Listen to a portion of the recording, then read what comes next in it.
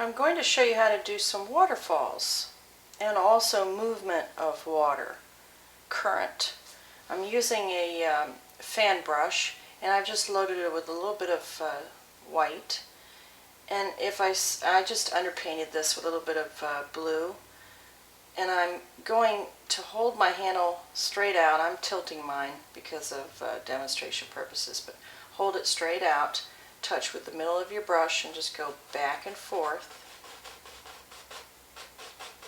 And that adds a lighter value, giving the illusion of some water.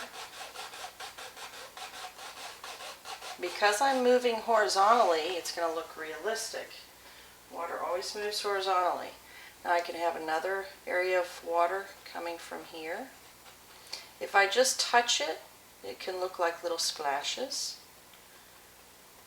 Now be careful not to touch it too hard, because then you get a frown or an upside down smiley face because of the shape of your fan brush. See how I'm just touching very lightly, very close together, and it looks like little splashes.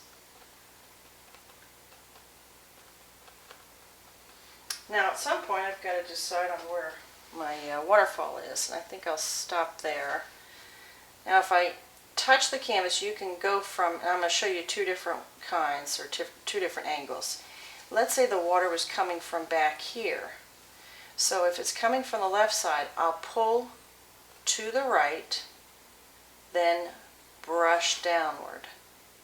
So that's pull to the right and brush downward. It's like brushing your hair. It's a very light stroke, and you flick your wrist or move your wrist like this so that you have a very feathered edge. If I were to just touch, pull, and then when I come down, stop, I get a mark on the edge like that. Now when I come from the right side, let's make this down here. If I come from the right, I pull to the left and then flick downward. Now because I'm using a light pressure, do you see how it looks like sprays? It just grabs what it wants to. The more I go over it, I can make it bigger. But you want it to skip over top of the canvas so that you can see a lighter value, and it's very transparent. That's the key. Now I'm just going to finish this off. I can add more touches with my brush to make more of the foam, so it looks like it's filling up and coming up and over. Maybe here I'll add some more. I can go side to side.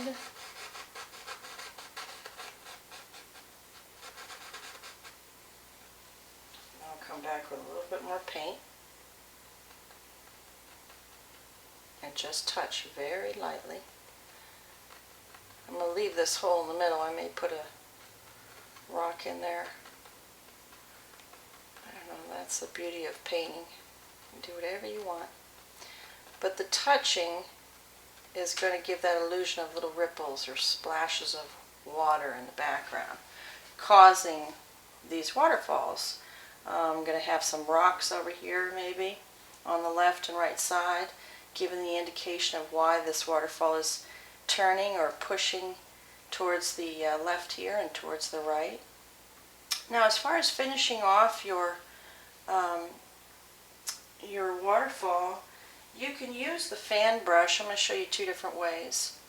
And if you touch the canvas and just with the full width of the brush lift up, touch and lift, touch and lift, touch and lift, and move your arm side to side when you do it, it creates a splash at the bottom. Now I'm going to show you another way. If you take your 1-inch brush, and I'm just going to give a little bit of white on my brush, and if you just touch with the corner of your brush or tap at the bottom, moving your arm up and down, you can create a splash that way. And because these are oil-based paints, do you see the more I go over the canvas, it's mixing with the underpainting color, giving me hundreds of different values.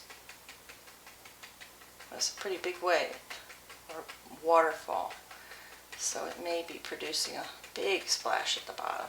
Now see how this got darker here? I can go back with a little bit more white and just lightly touch to add a brighter amount of spray. Add more contrast to it. Hard part is stopping because it's so much fun. Get a little bit more white paint. So remember, light pressure. Just touch the canvas very lightly, pretend it's a feather. Talk to yourself softly, whatever it takes. It's usually how I do it. So you can see how the fan brush, what it looks like, and versus the 1-inch brush. Both are correct, both are a lot of fun. Remember to practice. Have fun doing different techniques with your brushes. See what you can get. Okay, I'm just going to finish this off at the bottom here, and I'm just going side to side, creating a little flat foam on top of the water at the bottom of this one. Because I'm going side to side, it's going to look realistic.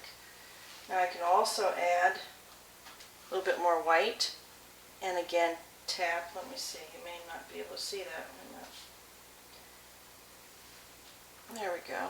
And just touch very lightly different areas to create little ripples of water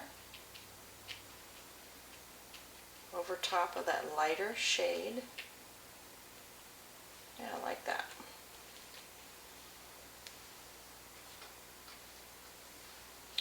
Now this is an idea for you to practice at home with.